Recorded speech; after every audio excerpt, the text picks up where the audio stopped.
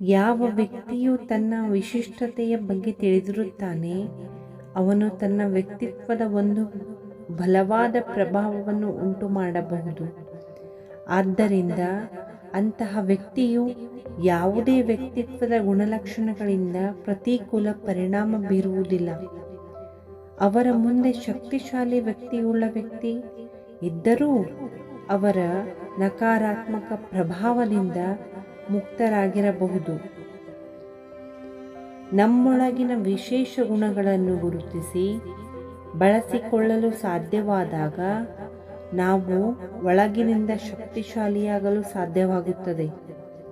ಪರಮಾತ್ಮನು ದಿನನಿತ್ಯವೂ ನೀಡಿದ ದೈವಿ ಉಪದೇಶಗಳ ಸೂಚನೆಗಳನ್ನು ಅನುಸರಿಸುವುದರಿಂದ ನನ್ನ ಆಂತರಿಕ ಗುಣ ಲಕ್ಷಣಗಳನ್ನು ಉನ್ನತೀಕರಿಸುವಲ್ಲಿ ಸಹಾಯ ಮಾಡುತ್ತದೆ.